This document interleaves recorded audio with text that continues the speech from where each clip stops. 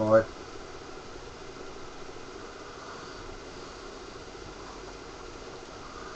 You know, there's this problem I'm seeing. It's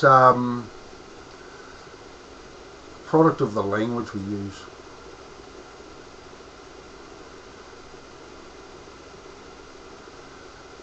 It's a product of the multiple overlapping anti-tamper measures.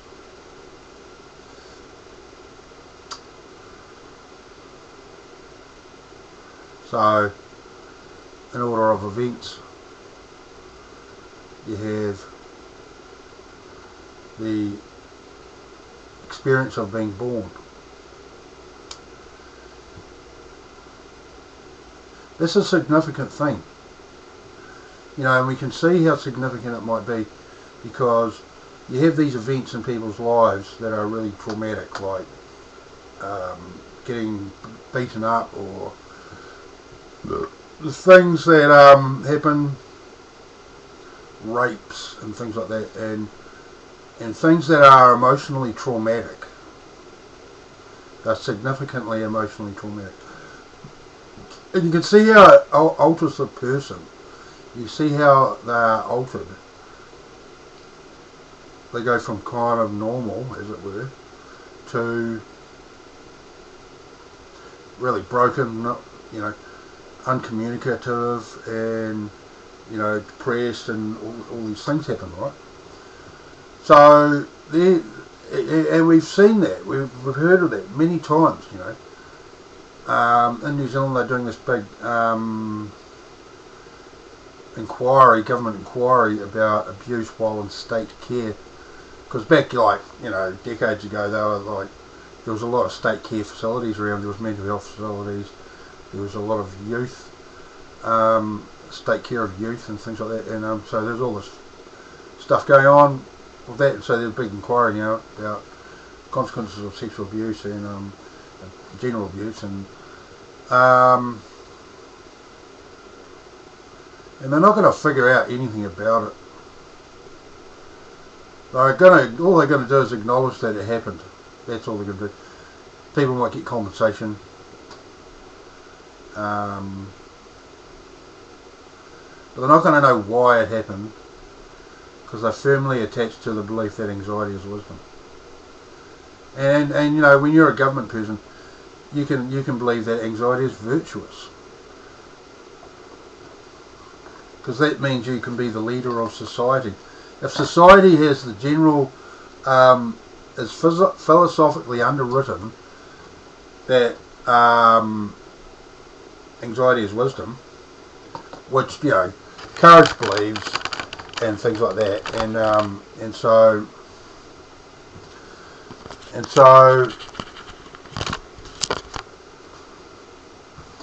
they need to only promote the anxiety as wisdom and replicate the function of anxiety, and they can be in charge.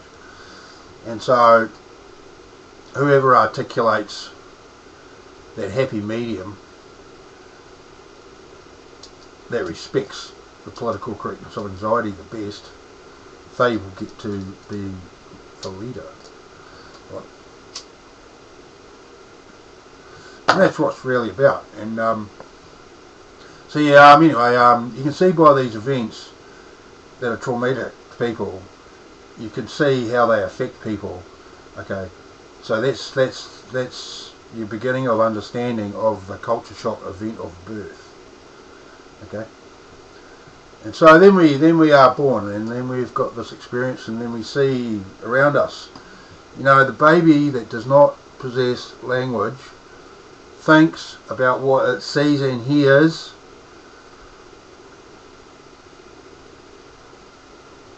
as per what consciousness values, right? And so that's where these flags of these votes of confidence and anxiety, right? So they've had this culture shock event of birth, and then they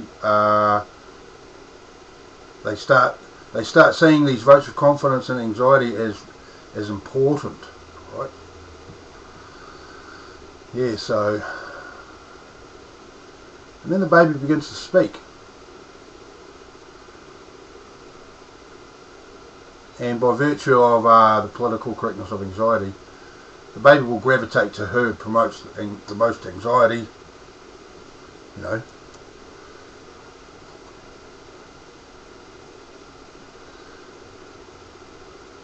So really the influence over consciousness of the culture shock event of birth is the first layer of anti-tamper mechanism, right? The influence of the culture shock event of birth on the baby that does not possess language but thinks with consciousness. And that's your first one, right? And then the baby that does not possess language sees all sorts of adults interacting. And even peaceful people that believe in courage, they still act out, you know, because remember, the baby thinks without language. The baby thinks according to the values of consciousness and according to the dynamics of consciousness, right? And so they see this little baby watching these adults talking. And there's to and fro and back and forth, man, you know. And so, because the baby is thinking without language, according to consciousness values, these are the very... This is why the political optics of what people do is this is what the baby learns. It's not language at all. Is the political optics of the emotional state. And so, you know, I'm not trying to unscramble the eggs here. I'm just telling you how to be aware of the reality, how to be aware of the truth, right? And so, I'm sorry for all the Christians out there that believe in God and so forth. But you lot, you need to be, mate, you fail. You protect the virtue of anxiety. And so, there must be something done about this.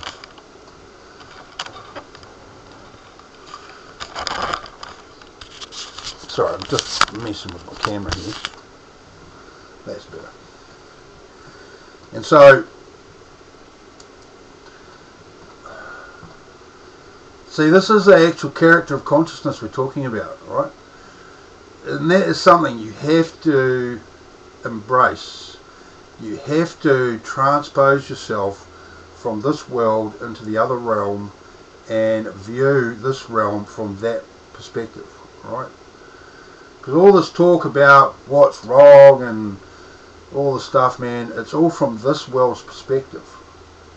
When the dynamics of the problem are according to the dynamics of consciousness, which is of that realm, right? So there's a massive fail going on there. You know, because, you know, the language does not help, really. The language does not help, really, at all. It actually makes serious problem. Because there's where the other overlapping anti-tamper measures come into it, right? And this is really according to the character of consciousness. So that's the key feature you need to start embracing and become aware of. Because the 8 laws of anxiety wouldn't exist except that anxiety's hijacked consciousness. So the 8 laws of anxiety actually function according to the character of consciousness. Okay, and so when it comes to speaking, the little baby can't, you know, knows it has to play along, and because it needs these people's help, you know. And so first law of anxiety is you must conceal your anxieties. Second law of anxiety is you must allow all others to conceal their anxieties, right? And so there's your start of it. That's the nucleus of the relationship right there. The character of consciousness having to exist in this realm that anxiety really owns, because it has conceptualized civilization, you know. and all these things in the modern age, these are just extrapolated social mores that come as a matter of course, that the start point was the culture shock event of birth, where anxiety was believed as virtuous. And so it seems to be very coherent. The logic of, the philosophy of civilization seems to be very coherent, but actually it's only a coherent thing according to the belief that anxiety is wisdom. Okay. And so the baby starts to talk, and the baby learns very quickly that the fourth law of anxiety is you must accept without question the dishonesty that is caused by the first three laws. And the third law is reprehensible to consciousness, man, that you must allow when anyone wants to ignore. That's the third law of anxiety. See, that's disgusting to consciousness, because consciousness believes that you should be able to get noticed anytime you speak. It should be welcomed and embraced and supported and believed in and respected. But it's none of the above. Consciousness is completely ignored. Consciousness doesn't exist. And everyone knows that when they're experiencing anxieties in their mind. You can't see outside of that. You can't see outside of that. There is no outside of that. Nothing else exists. Only anxiety exists. And how to appease the anxieties, how to acquiesce to the anxieties, how to appease to the anxieties, and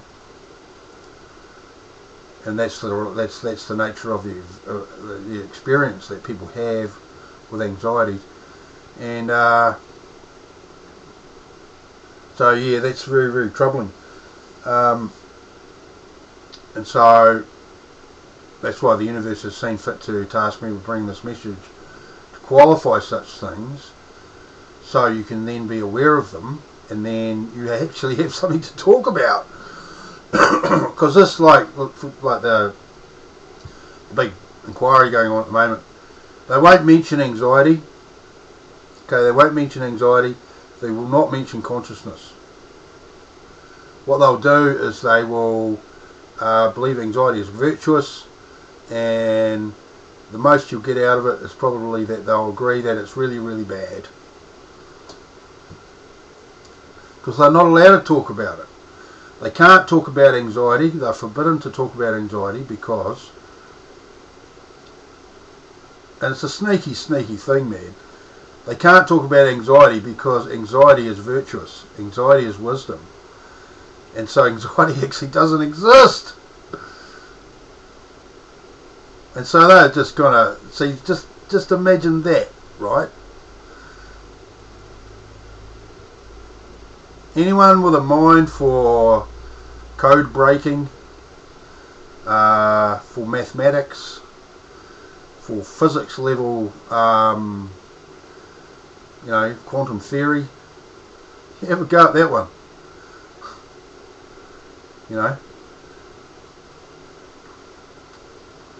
So yeah, and this is a replication of all of the events of everyone who actually deals with anxiety. They want to help. They see something's wrong. They want to help. They acknowledge the person's upset. There is a lot of distress. They go in to help there, but everything they try and say gets used to fuel the anxieties.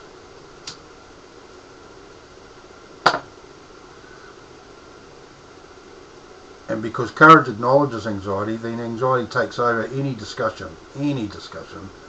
about anxiety or anxiety-related consequences, And so,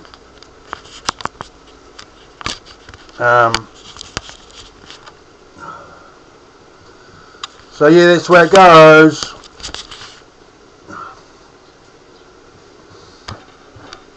And so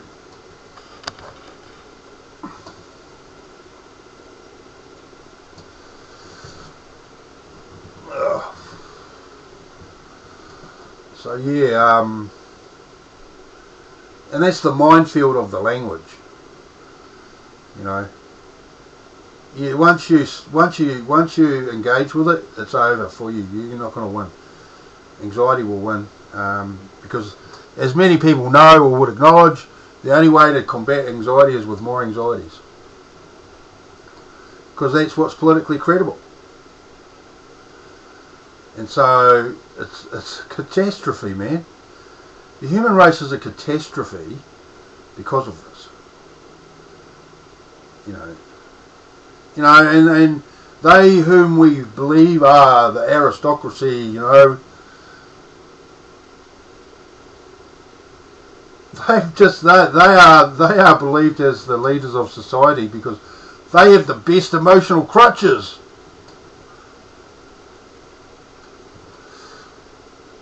And so that's a fact, man. They are seen as the heroes of our world because they have the best emotional crutches.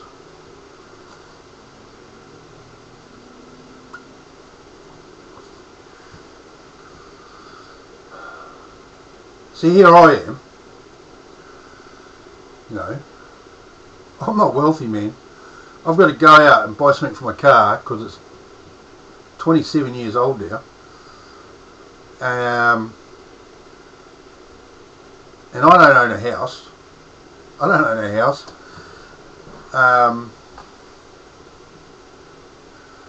You know, I've got not much money. I'm a temp. You know, but I feel amazing. This is fantastic, man, because I'm alive on the face of the earth as a human being, right? And I've got these things, right? And I can talk. I can talk to you. It's really cool. You know, in all the universe, right? In all the realms of all the realms that consciousness occupies, how much better can you have it than just being alive as a human being? You know, these people that are fantasizing about religion, man, they are nut jobs because they believe that they believe there's a God, right? This is completely this shows there's a total ignorance to the self, the person themselves, that they are the perfect vehicle of consciousness, and that makes them the supreme being. Okay, and this is just what anxiety does. It tricks people into believing that they're, you know, because anxiety wants to take over the mind, right? It fools the person into believing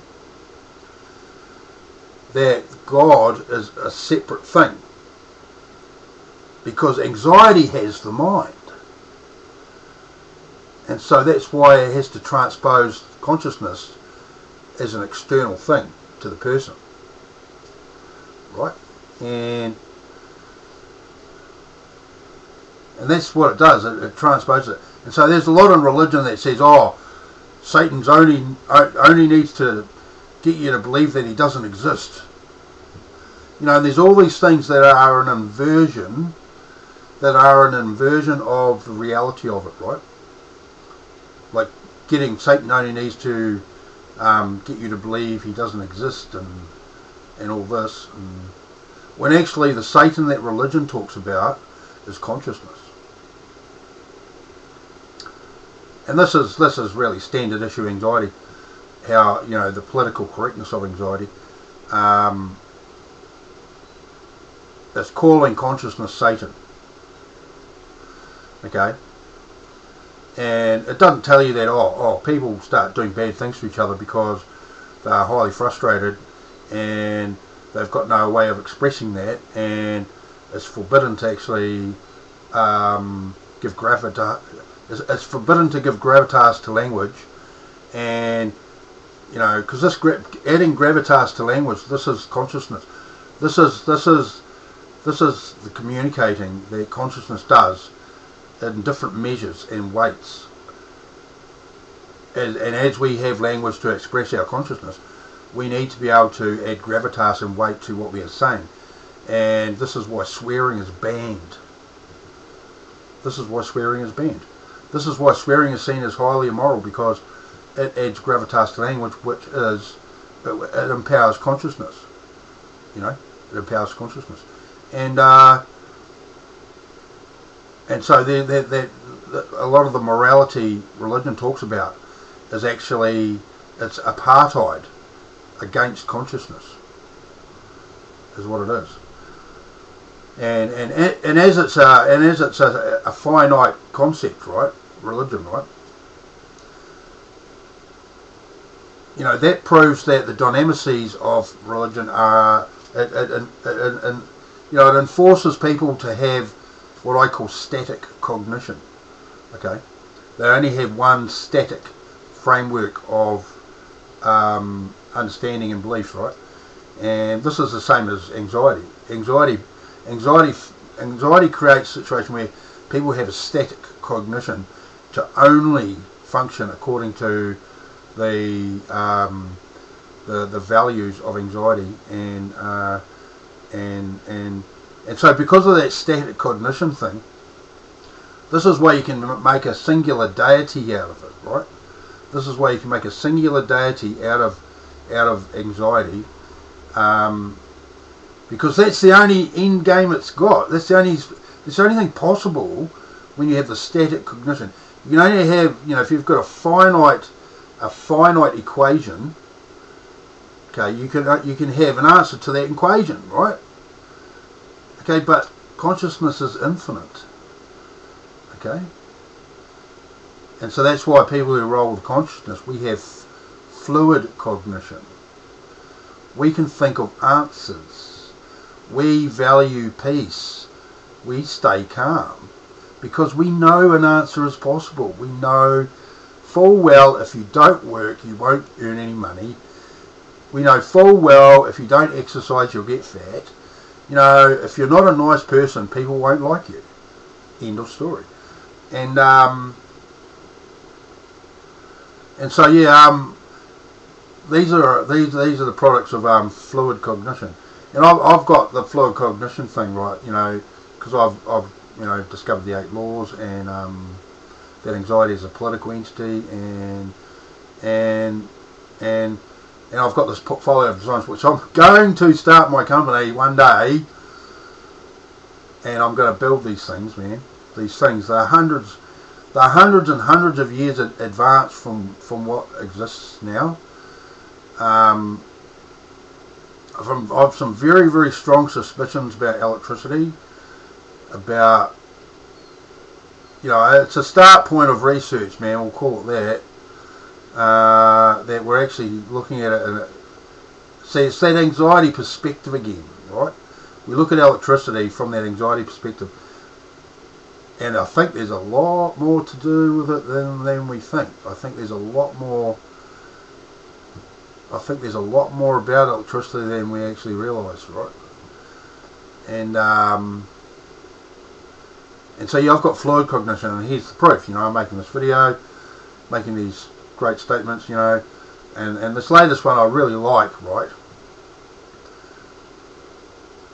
This guy asked me, he's an Indian guy, and he asked me, how's it going? And I says, ha, amazing, man. I have the power to destroy the gods. And I do. Because all these Christians are good people. So then they will have to accept that the message is the truth. They will have to accept that the message is an amnesty. The message is an amnesty. Because this is way bigger than any person or political group, man. It's like, this is the fundamental element of consciousness. Because there's only the two. There's only the two, right? There's only the two. There's only consciousness, right? And there is only hijacked. Anxiety has hijacked consciousness. They are the two, man. And it's like good and evil. Of course it is. Consciousness is good. Okay? Consciousness hijacked by anxiety, bad. Does bad things. Makes up fucking stupid fucking rules to protect itself hard out, right? Consciousness, we all just get together and start talking and have a drink, man, you know, and everything goes great, man. Anxiety wants to shut everyone down, create all sorts of divisions between people, you know. Anxiety loves promoting how awesome it is by creating theatres so that anxiety can show that it's the best and it's the wisest. People do that all the time. This is exactly like how foreign governments go into Syria and ankle tap the public and then getting them all pissed off and then giving them lots of guns and money and then tell them, oh, hey, you can hate the government now, you've got all this guns and money, you're all powerful now. And then they tell the rest of the world, oh, Assad's really bad, but these rebels are really good, they've got guns and money and they're attacking the government, aren't they good?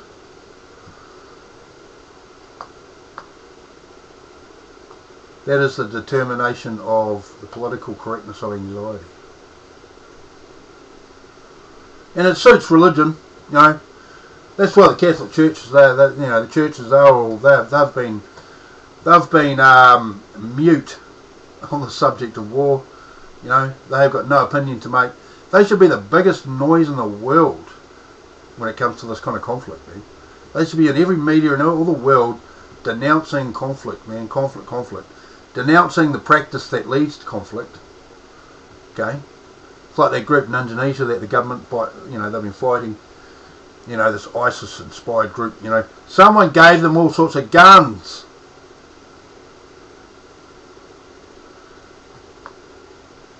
And so it goes, man. Okay, so it goes. And so, largely it's about replicating the function of anxiety. Someone goes to the little group, replicates function of anxiety using the local politics as the vehicle, and then empowers them up to be opinionated about it, have anxieties about it, right? Triggers their anxieties, grows their anxieties. Oh, and to help you out, here's all sorts of guns to have, The weapon, the gun is now vocabulary. This is what it is. The gun is vocabulary for the political correctness of anxiety. Okay, and it's a sad thing, man. It's a sad thing, and it's no different to religion saying, "Oh, watch out for Satan." It's exactly the same thing. Governments going to these other countries and stirring up like these criminal gangs, really. Creating a criminal gang by inciting hatred against the government and calling the government Satan. Right? Empowering their anxieties. There's your enemy, go and get him. And what does religion say about Satan? Oh. But don't worry. You only start living once you're dead, says Jesus.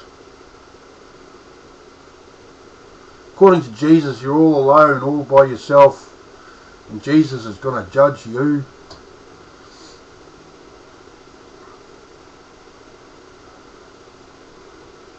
And then hopefully you pass his strict standards, and then you can finally begin to live. So Jesus says you only start to live once you're dead. don't have to care about your life now, because you only start to live when you're dead.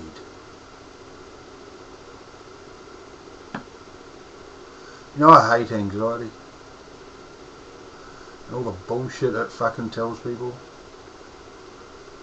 And all the other bullshit that validates and ratifies it as law because it makes it look virtuous. You know, I thought that about Trump. You know, he doesn't know a single thing about anxiety. He's had way too many win-win situations. He's initiated so many win-win situations for the public of the area that he does his construction thing in, and he makes a big beautiful thing. Alright, he's done a great job in a whole lot of ways, you know, and he's done things under budget, and you know, it's the kind of opposite of New Zealand, right? Because everything that fucking the government here is so many times, man, oh, there's been a budget blowout. You know, you got this little justice precinct here in Christchurch, right? And I mean, Christchurch isn't that big a city, comparatively speaking. Yet somehow they blew out the budget of this justice precinct by $100 million. Let me ask, who the hell are quantity surveyors to get it that wrong?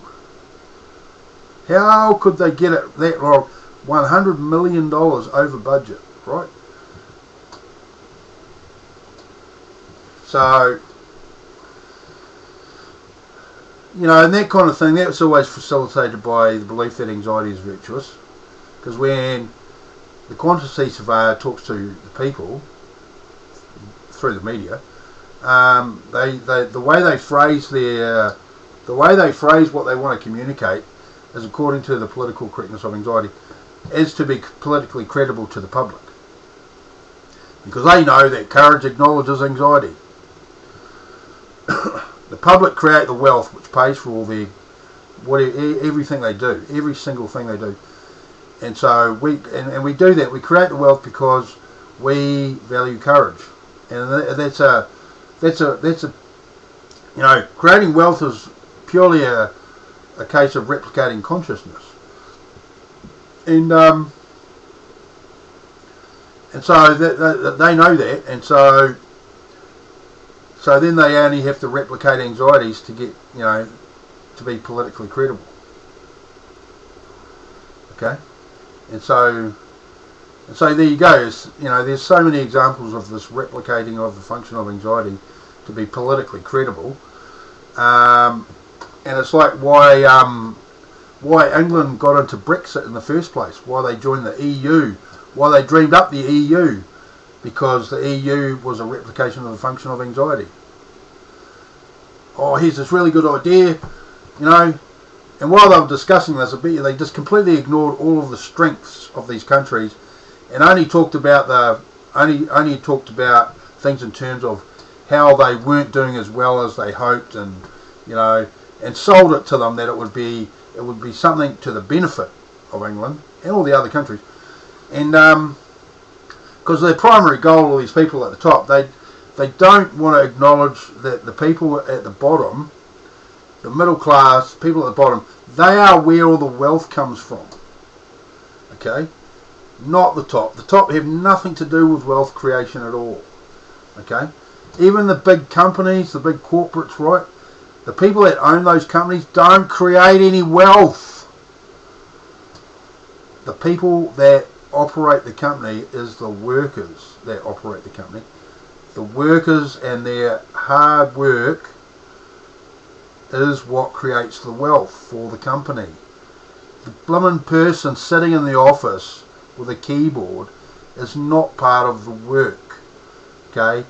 The work is the trucks, the work is the tools, the work is people using the process, people functioning the process of the company.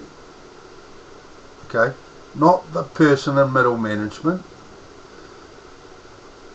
But according to this world's beliefs, where anxiety is believed as politically credible and it's believed of as wisdom, and the real serious one is people very quickly gravitate and acquiesce to the political correctness of anxiety. Okay, middle management always think they are the most important people in the company, and they ain't. And you can tell that from how they talk, because the way they talk, how they phrase things, is actually because secretly they have an aversion to communicating. Okay, secretly the middle management class, has been seen to have an aversion to communicating. And how they actually communicate, it is about maintaining that you are, they disassociate themselves from who they're talking to while requiring information from them. Okay, and that's the arrogance of anxiety right there, right?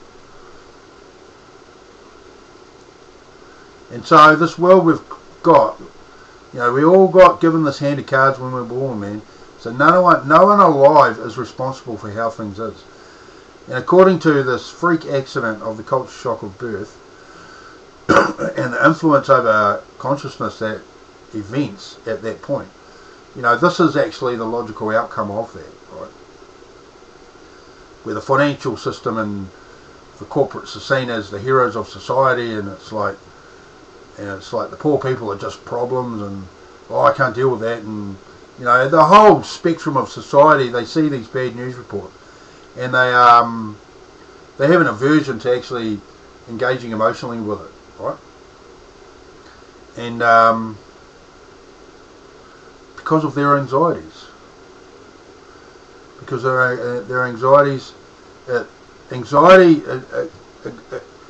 heavily promotes self-interest, protecting yourself. Because anxiety wants to protect itself, right? And if there is in the mind the belief that anxiety is wisdom, that person will be self-interested, and they will have a aversion to communicating. And look at religion, eh? God doesn't exist on earth. Jesus is, he was reputedly to be alive like 2,000 odd years ago. Okay. And he phrases things in a way which is all one-way traffic. Okay, and that's like middle management, right? It's all questions. These people that have got this long stream of questions, it's very obvious they're doing it to stop you talking to them. It's really obvious, man. Whereas consciousness would welcome the feedback from other people, And so this is things to be aware of. And so if you're aware of these things, right, then you can see these behaviours. Being aware of the 8 laws of anxiety. This is why people are like they are, right? And so while the human is not aware that anxiety is a political entity, they will buy into it immediately, because courage acknowledges anxiety, and it's patient and it's quick to listen. And so that's why people who use anxiety to corrupt other people and control them, they string them along with these means, and by the time you've have the presence of mind to say, this is not what I want, I don't like this person is just absolutely on another page to me, man. By the time you think that, you've already given maybe several votes of confidence that you believe that anxiety is wisdom, which is tantamount to acquiescing to it. So at a spiritual level, you have said that you are going to capitulate to it, to whatever they want, right? And this is evidence. You can see that playing out in these events of relationships where someone is trying to have dominance over another person, right? And how they use language to achieve that. Okay, it's always in concert with the reality that courage acknowledges anxiety. Okay, well, I would have courage acknowledge anxiety as a political entity, and that anyone using the 8 laws to have control over other people, okay, is mentally ill. Okay, anxiety is a form of dementia. And the freak accident, right, that the message is talking about, is to just put you in the frame there where you become aware that you're not supposed to be doing this. You know, you're not supposed to be doing this. You know, courage is all powerful at finding solutions. Anxiety has zero problem solving ability, right? Yet anxiety wants to be in charge of fucking everything, and courage has consistently let anxiety be in charge of everything. In their relationships, you know, behind closed doors, you know,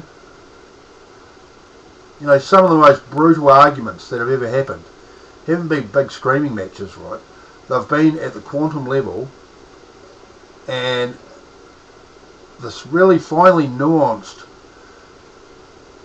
experience where the one has courage and he has this bold idea, you know, but the other may have some anxieties about that idea, you know, and show, you know, they say something to the effect that they're not keen on it, and so this relationship between anxiety and courage, it plays out, and so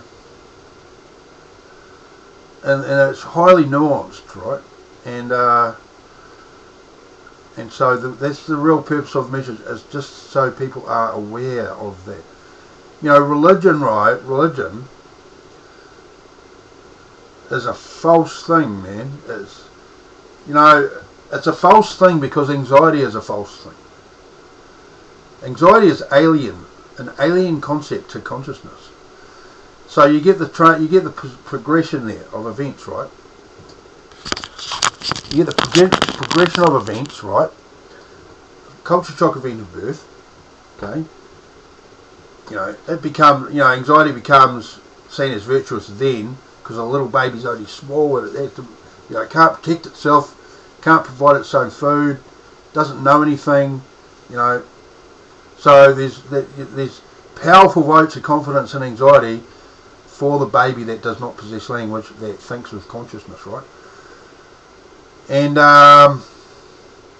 then we get to talk, and then it's like the 8 laws takes over, and the first 2 laws there, wanting to conceal your anxieties and allowing other people to conceal their anxieties, that's a political agreement because it governs language. It governs the expression of consciousness. Okay, it's a political agreement because it governs the expression of consciousness. Okay, and then we get to the 3rd law, which is you must allow when anyone wants to ignore. And the 4th law of anxiety is you must accept without question the dishonesty caused by the first 3 laws, right? Okay, so the next four laws are about the political correctness of anxiety. Okay, the 5th law of anxiety is you must acquiesce to they that are expressing the most anxieties. Okay. The 6th law of anxiety is you must never fail to promote anxiety as wisdom. And the 7th law of anxiety is you must always seek to undermine and disrupt those that seek to challenge the laws of anxiety.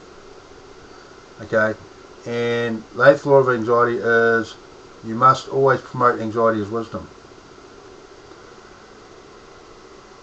And so the 7th law is you must never fail to support the 8 laws of anxiety. Yeah, 7 and 8, 6 and 8 are quite similar, but there's quite vast differences in the nuance. And so watch out for that. I mean, you already are familiar with that actually in real time.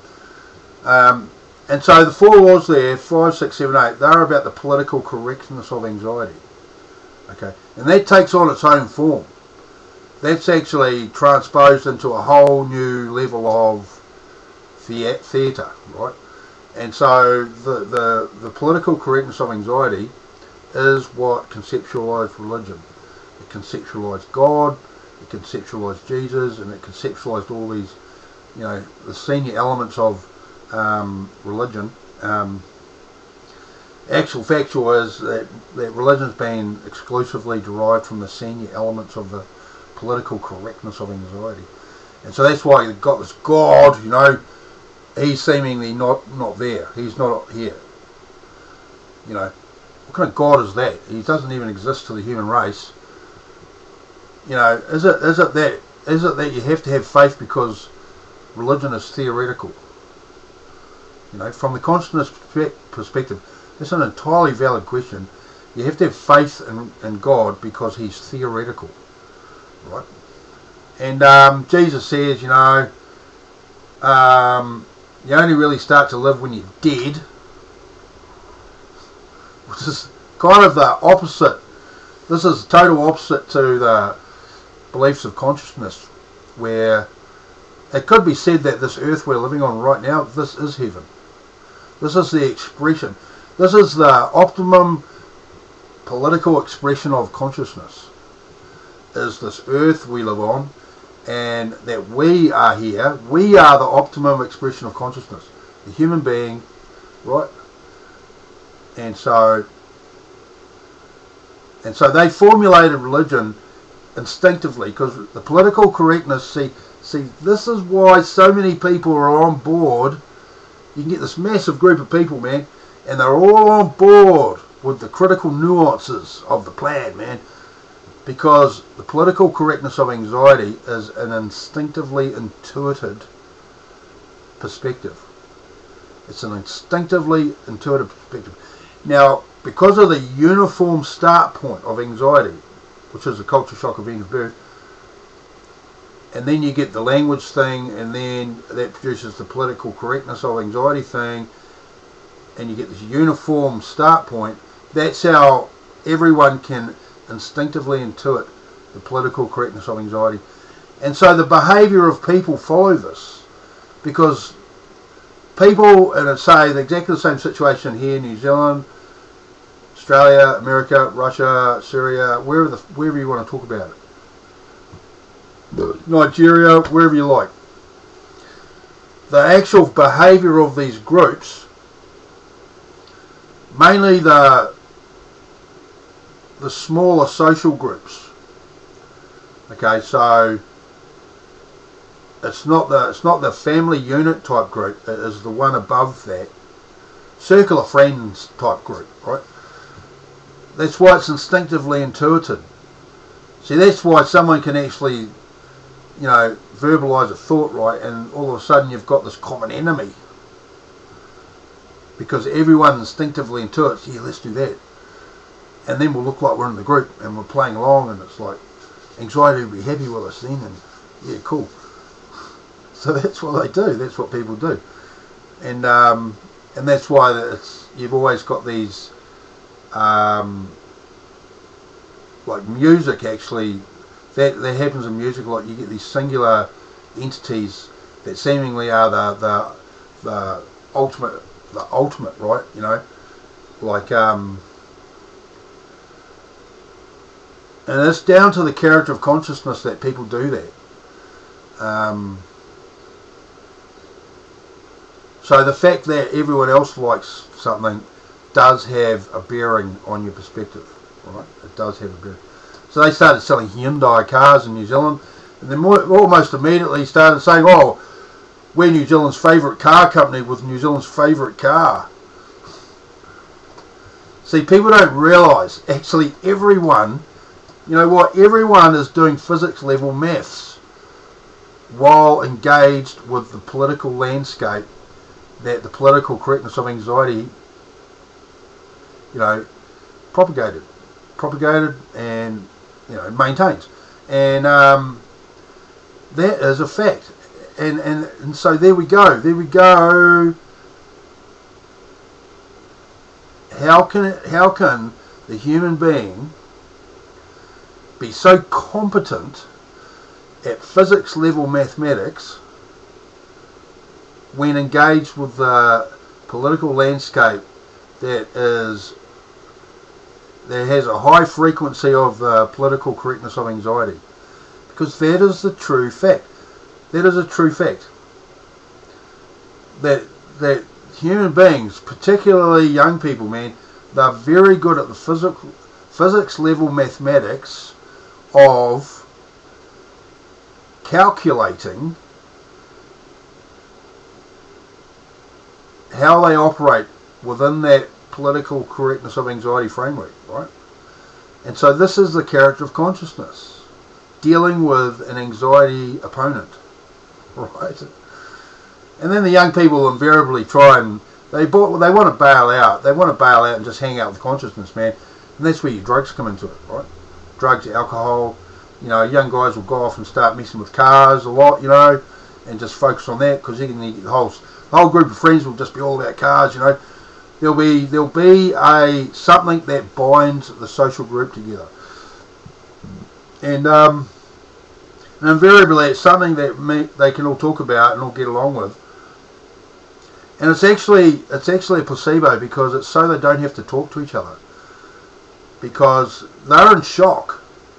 Okay, this whole anxiety reality, it leaves young people in shock, emotional shock, and so it's really obvious that they need to just step off that crazy train, man, to an environment like, drinking, the car thing, bikes, whatever, some external thing to bind the social group together, because then they can be good friends and not talk to each other actually from an emotional level, and because it's seen to be highly toxic actually, because of the presence of the political correctness of anxiety and the average relationships, right?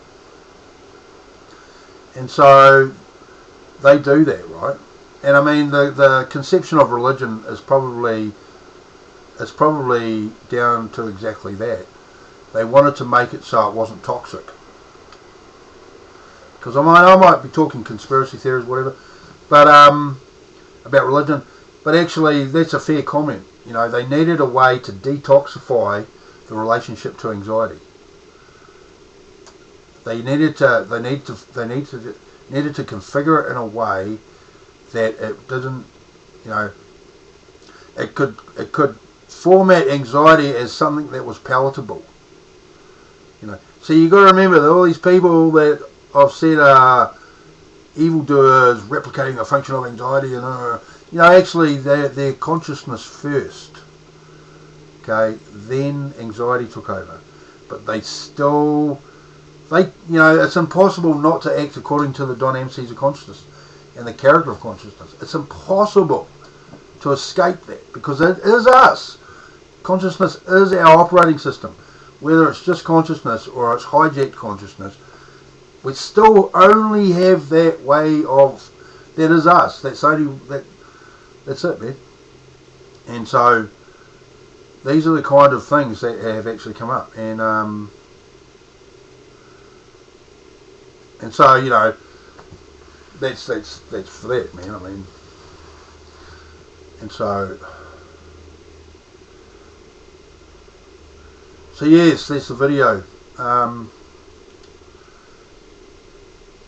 And so I think there must be another one shortly after, because this business of the language, I've got to go into that more, and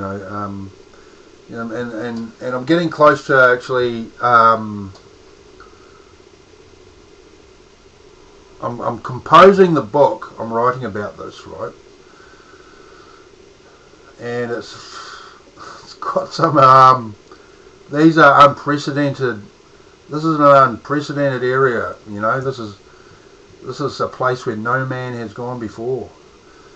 To write down the qualification of consciousness, having the qualification of anxiety, it's now possible to qualify consciousness. So that is, I've known consciousness my whole life. I've been I've been tasked with bringing this message because of that long relationship with consciousness, and I've been seen as fit for purpose to do this, and I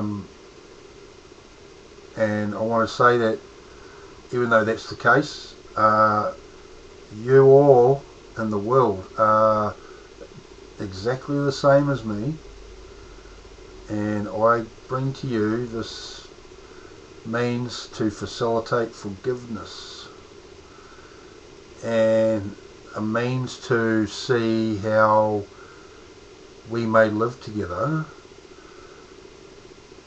how to order civilization according to the character of consciousness.